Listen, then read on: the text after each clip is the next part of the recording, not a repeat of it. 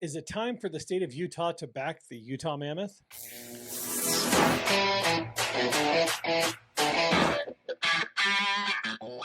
But first, folks, before we get into content, we'd like to encourage you to join the conversation in the comments down below. While you're down there, consider subscribing to Utah Mammoth DNA and smash that like button for your boy AJ right over there. Absolutely. All right, man. So when it comes to the Utah Mammoth, there was actually an article in the Salt Lake City Tribune titled, "Is it time to care more about the Utah Mammoth than you do about the Utah Jazz?"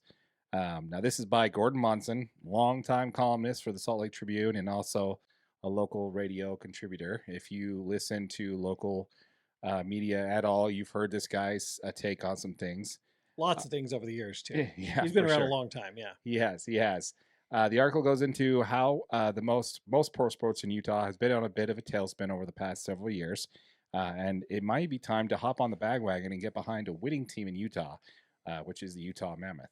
What do you think on this, AJ? Well, I mean, to answer this question, you got to go back to the Arizona Coyote days, right? I mean, this is a team that, aside from the 50-win season that they had in like the 09 to 10 season, and then they reached the Western Conference Finals in 2012, this team was widely known as like a bottom tier NHL franchise that was plagued with ownership issues. They were known to take contracts for salary cap purposes. And then a couple of years ago, they had that final straw that was they put the team into a college arena that only had 4,600 seats. And that was kind of the final straw for the NHL. 2 years ago, obviously, this team comes to Utah.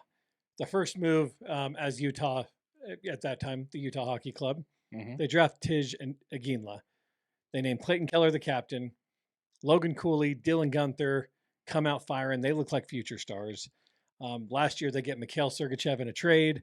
And all of a sudden, this bottom tier franchise that was the Arizona Coyotes looks to have some promise. They go on to win 38 games. They barely missed the playoffs last year. And then you start fast forwarding to this year, and Clayton Keller, Dylan Gunther are stars. Mikhail Sergachev is a top 15 in the league for scoring defenseman. Karel Vizmelka continues to be a key goaltender for this team with an .898 save percentage. And they add Mackenzie Weegar in the trade deadline. This team's got it cooking, right? For sure, yeah. They average sellout attendance for the last 2 seasons, which last year was like 11,000 or 10,000. This year it's like just over 11,000. This team is all of a sudden looking like something that it's worth every minute to watch them. Why wouldn't you support them, right? Now you go to just last week where they lock up a playoff spot. It's like, this team's good. They have young talent. They've got some great draft prospects, and they just keep going. I mean, the Jazz have been bad. They've been really bad. They won 39 games in the last 2 years, and I'm a diehard Jazz fan for sure. But nobody wants to go out and watch a Jazz team lose and try to lose.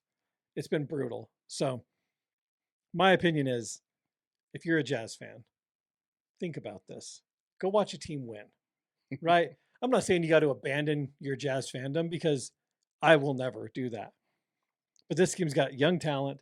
They got vets that add a ton of depth, a front office that's got a plan to keep moving this franchise forward. And you can tell that the whole front office has a plan to make you watch every game by putting a great product on the ice every single night. So, with all that being said, I'm not saying you got to abandon the Jazz, but you should absolutely tune in and watch Utah Mammoth. Yeah. And it's kind of, I think this article title is saying one thing while the article is saying something different. Yeah. I don't think that this, and let's take a step back on that and let's say, okay, we're talking about the Jazz team. He's talking about a Jazz team that's trying not to win anymore, right? Yeah. Like that's the way it's been for like the last 3 seasons. Well, followers of Utah Jazz DNA, our Jazz channel, be sure to check out the link in the description down below. You know all about how that's all over now. Yeah. Regardless of whether whoever the Jazz draft this season, the tanking's done. You simply cannot go into another year, whether they want to or not, doing this again. Tanking is over for the Utah Jazz. It's just over. Yeah. Right. So that argument of, oh, hey, this is a team that wants to win versus a team that's trying to lose. That argument, I guess, over the last like 2 years, maybe if you posted this article last year, that would have made sense. It actually makes sense at that point. Absolutely. Yeah, but in this case, he doesn't, and then Gordon Martinson's understanding of MLS soccer is hilariously terrible. Like, it's actually a running joke. He used to have a show on 1280 The Zone called The Big Show, where it's literally a joke where Spence Checkers would ask him about soccer, and he would just make up his answer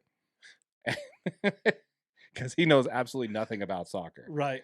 Right. So, he references the RSL in the team. And keep in mind, like, this team won a title back in 2009, which is the first and only professional title that Salt Lake has, by the way, Yeah. is an MLS Cup. And don't get at me about the ABA Stars or, the Gulls or Don't the bring all that up in here. Grizzlies Yeah. or the Trappers. You know exactly what I'm talking about. An actual major professional sport in the state of Utah. The only one we have is from RSL, and that happened in 2009. But let's remember what was happening in Utah at that time. We had soccer fever Oh yeah. in Utah. You could not go into a bar in Salt Lake City without seeing a crap ton of RSL jerseys. You couldn't go to the Mountain America Expo Center out there, whatever it was called, without having that whole parking lot filled up with people who were going to the soccer game, right? Yep. Like, that was just like the soccer fever. Like, everybody, from that run, they were in the, postseason from that run all the way up to 2015. The lads did not miss a postseason that entire run. Yeah. From 2009 to 2015. Now, what happened at the start of the 2010 Jazz season? So right after they won that title, what happened? That's the 2010-2011 That's season. got to be the rebuild started right around then, didn't it? That was the year we lost Jerry Sloan and the Tyrone Corbin era began. We lost Jerry Sloan. Darren Williams was traded after, and we were starting players that, I can't even name the starting five that the Jazz had at that point. We had a rookie. We had Gordon Hayward, who was a second-year player that year. Yep. But yeah, dark days for the Jazz. Very, very true that was the case. And this is actually coming after them losing each round earlier than they did the year before in the playoffs before that. Yeah. So the Jazz were on a downtick, and we got this new soccer team. They just won a title. So that kind of what am I talking about here?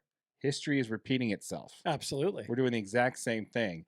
And now RSL fans, you'll tell us in the comments for sure. You're probably already typing it. You're like, the RSL has had a bunch of ownership issues. They will sell off players without using that money to buy up new talent. I'm getting all that. I totally understand that.